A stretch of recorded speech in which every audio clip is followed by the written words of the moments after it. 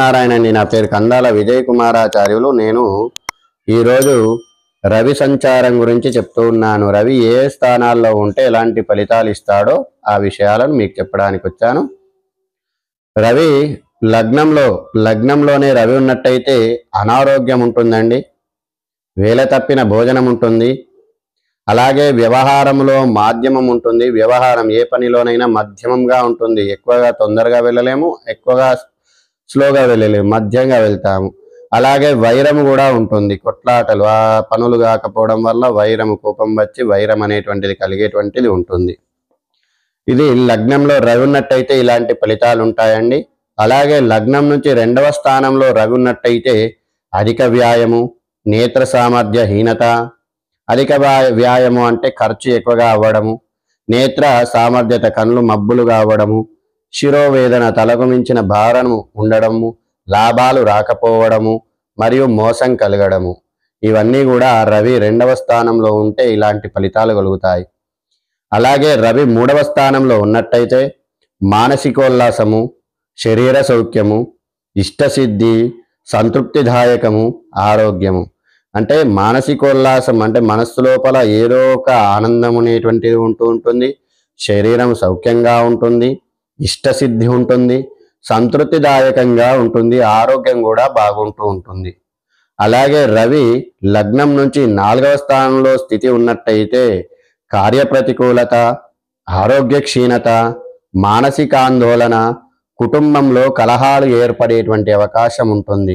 కార్యప్రతికూలత అన్నప్పుడు ఏ పని మొదలు పెట్టినా కానీ తొందరగా కాకపోవడము, ఆరోగ్యం దానివల్ల ఆలోచనలు పెట్టుకొని ఆరోగ్యం క్షీణించడము, దానివల్ల మనస్సు లోపల ఆందోళనలు కలగడము, దానివల్ల చిరాకు వల్ల కుటుంబంలో కలహాలు, కొట్లాటలు ఏర్పడేటువంటి అవకాశం ఉంటుంది. అదే రవి లగ్నం నుంచి 5వ స్థానంలో స్థితి పొందినట్టయితే మనకు నమ్మక ద్రోహం, మనం నమ్మిన వాళ్ళే మనకు ద్రోహం చేసేటువంటి అవకాశము, ధన నష్టం ఉంటుంది, శత్రువుల వల్ల భయం ఉంటుంది, ఆలోచనహీనత ఉంటుంది. నమ్మిన వాళ్ళు మోసం చేయడం వల్ల ధన నష్టం అనేటువంటిది కలుగుతుంది. దానివల్ల శత్రువుల వల్ల భయం అనేటువంటిది పెరుగుతూ ఉంది. ఆ భయం వల్ల మనకు ఆలోచించేటువంటి శక్తి లేక ఆలోచనహీనత కలిగేటువంటి అవకాశాలు ఉంటాయి. అలాగే రవి లగ్నం నుంచి 6వ ఇంట్లో స్థితి ఉన్నట్టయితే కార్యసానుకూలత ఉంటుంది, అనుకున్నటువంటి పనులు లక్ష్యం సాధించగలిగేటువంటి శక్తి ఉంటుంది, శరీర సౌఖ్యము కూడా ఉంటుంది, ధన సమృద్ధిగా ఉంటుంది, ఆరోగ్యం కూడా బాగుంటూ ఉంటుంది.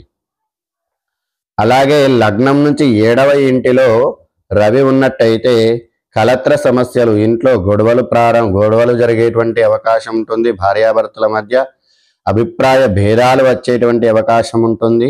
సంతానం కానటువంటి వారికి సంతానం బాధలు ఉంటాయి. నిరుత్సాహం, ఏ పనికి వెళ్ళినా కానీ నిరుత్సాహం ఎదురవుతూ ఉంటుంది. ప్రయాణాలలో నష్టం అనేటువంటిది కలుగుతూ ఉంది. అనారోగ్య సమస్యలు కూడా వచ్చేటువంటి అవకాశం ఉంటుంది. అదే లగ్నం నుంచి 8వ స్థానంలో రవి ఉన్నట్టయితే గర్భ సంబంధమైనటువంటి అనారోగ్య సమస్యలు, సంతానం కానటువంటి వారికి గర్భ సంబంధమైనటువంటి సమస్యలు, విరోధములు పెరుగుతూ ఉంటాయి. ఇరుగు పొరుగు వారితో విచారం ఎక్కువగా ఉంటుంది, ఆలోచనలు ఎక్కువగా ఉంటాయి, శత్రు వృద్ధి చెందుతూ ఉంటుంది. మనం చేసేటువంటి పనుల వల్ల శత్రువులు అనేటువంటివి వాళ్ళు వస్తూ ఉంటారు. ప్రయాణములో ప్రమాదాలు జరిగేటువంటి అవకాశం ఉంటుంది. మనస్సులో ఎప్పుడు ఏదో ఒక చింత ఎదురవుతూ ఉంటుంది. అలాగే రవి 9వ ఇంటిలో, లగ్నం నుంచి 9వ ఇంటిలో స్థితి పొందినట్టయితే అకారణమైనటువంటి వైరం ఉంటుంది. ఏ కారణం, ఏ పని చేయకున్నా చిన్న విషయానికే అకారణమైనటువంటి పెద్ద గొడవలు జరిగేటువంటి అవకాశాలు ఉంటాయి. దానివల్ల ధన నష్టం కలిగేటువంటి అవకాశం ఉంటుంది. మనోవాక్యులత ఎక్కువగా ఉంటుంది, మనస్సు లోపల ఆలోచనలు ఎక్కువగా ఉంటాయి. అనుకున్న పనులన్నీ కూడా ఆటంకాలు ఎదురవుతూ ఉంటాయి.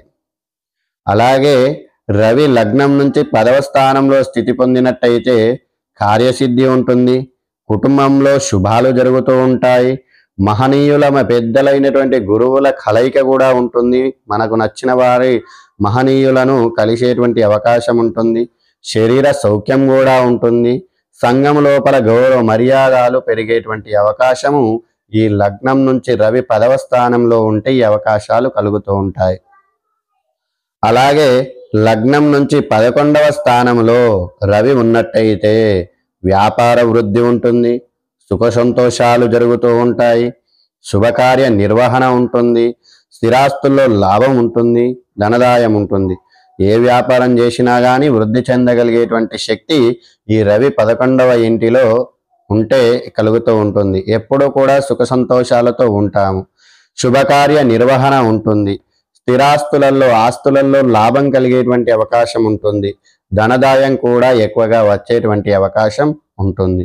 అలాగే రవి 12వ స్థానంలో స్థితి అయి ఉంటే అనవసరమైనటువంటి ప్రయాణాలు ఉంటాయి. ప్రయాణ సూచన ఉంటుంది. ఎటు వెళ్ళాలనో ఇంట్లో ఉన్నట్టు ఉండి ఎటో ప్రయాణం అవుతూ ఉంటాం. ఆ ప్రయాణం వల్ల ఏమన్నా లాభం ఉందా అంటే ఏ లాభం కూడా ఉండదు. అలాంటి అనవసరమైనటువంటి ప్రయాణాలు ఉంటాయి. సమీప బంధు నష్టం ఉంటుంది. సమీపంలో దగ్గర వాళ్ళల్లో బంధువులను నష్టపోయేటువంటి అవకాశం ఉంటుంది. ఉష్ణ సంబంధమైనటువంటి వ్యాధులు ఉంటాయి. అంటే ఈ వేడి వల్ల శరీరం వేడిగా ఉండి లేకపోతే శరీరం వేడిగా ఉండి దానివల్ల వచ్చేటువంటి వ్యాధులు ఎక్కువగా ఉండేటువంటి అవకాశం ఉంటుంది. అలాగే దీనివల్ల ధననాశనం కూడా అయ్యేటువంటి అవకాశం ఉంటుంది. అంటే దీని మూలంగా రవి 3వ స్థానము, 6వ స్థానము, 10వ స్థానము, 11వ స్థానంలో ఉన్నట్టయితే రవి మంచి ఫలితాలు ఇస్తాడు. కాబట్టి దీనివల్ల మనం చూసుకొని రవి ఏ స్థానంలో ఉన్నాడో చూసుకొని దానివల్ల కలిగేటువంటి ఫలితాలను ఆటంకాలు జరగకుండా ఉండడానికి మనం సూర్యునికి ఎప్పుడూ కూడా నమస్కారం చేసుకుంటూ ఉన్నట్టయితే మన ఆరోగ్యం అనేటువంటిది ఎప్పుడూ బాగుంటూ ఉంటుంది. జై శ్రీమన్నారాయణ. నా ఛానల్ని సబ్స్క్రైబ్ చేసుకోరి. నన్ను ఆదరిస్తున్న మీ అందరికి కూడా శుభాభివందనాలు. జై శ్రీమన్నారాయణ.